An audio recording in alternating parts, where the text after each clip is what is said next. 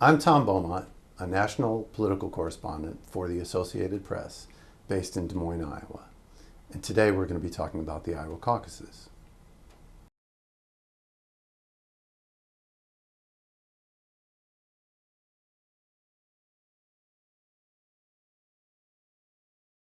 The Iowa caucuses are the leadoff nominating contest in the race for the presidency. And they've been there in that role for the past 50 years.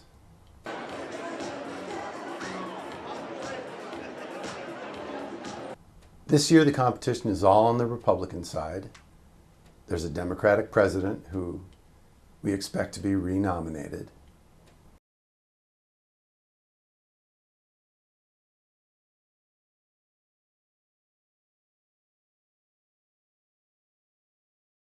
This is not a state-run election. It's a party function. And that's one of the reasons that they get to go first, because they have long been in agreement with New Hampshire, which holds the first state-run primary election.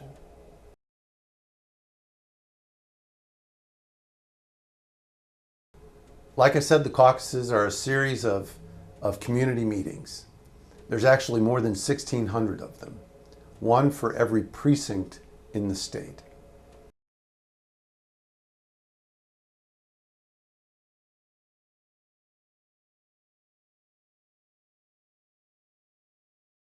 And for that time, people sit together. Some people stand up and speak on behalf of the candidates. And when that process is finished, people vote. They vote in front of their neighbors. In the case of the Republicans, they vote on a secret ballot, on a piece of paper. In the case of the Democrats, they stand up and they gather and they physically stand up with each other.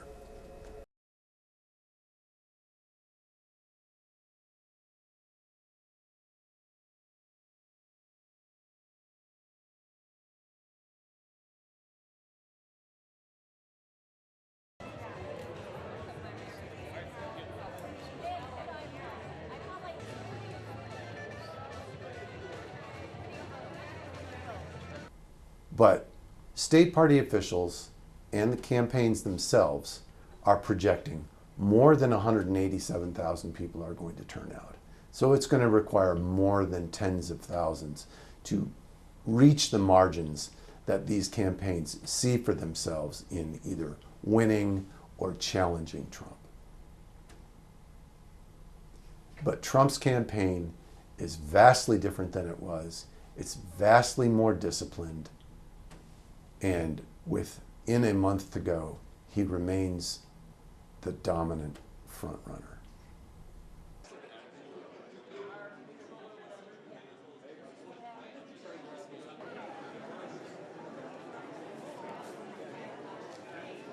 It's time for the Republican Party to unite, to come together and focus our energy and resources on beating crooked Joe Biden and taking back our country. With less than a month to go, the race here is essentially for second place. The second place finisher is going to be somebody who is going to argue that they are the alternative, the viable challenger to Donald Trump.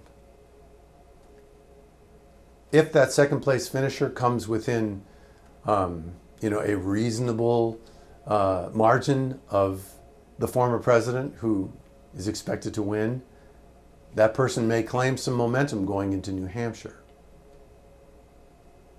Florida Governor Ron DeSantis has put all his chips in Iowa. He has said he is going to win Iowa.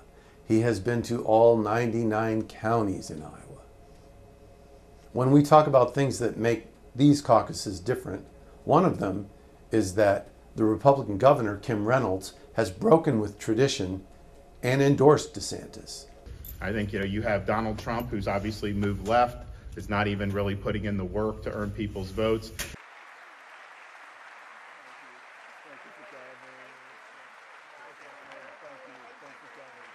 No prosecutions, just keep on going.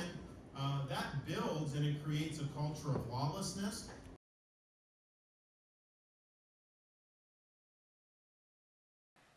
is you don't defeat Democrat chaos with Republican chaos. And that's what Donald Trump gives us, rightly or wrongly.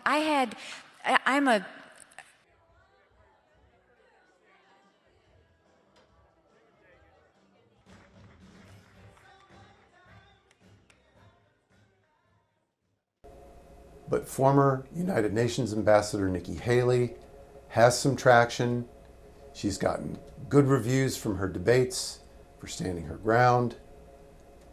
And she is in the race for second place in Iowa. Should Haley beat DeSantis in Iowa, that would almost certainly signal the end of the DeSantis campaign and provide a lift to Haley, who is stronger than any other candidate in New Hampshire.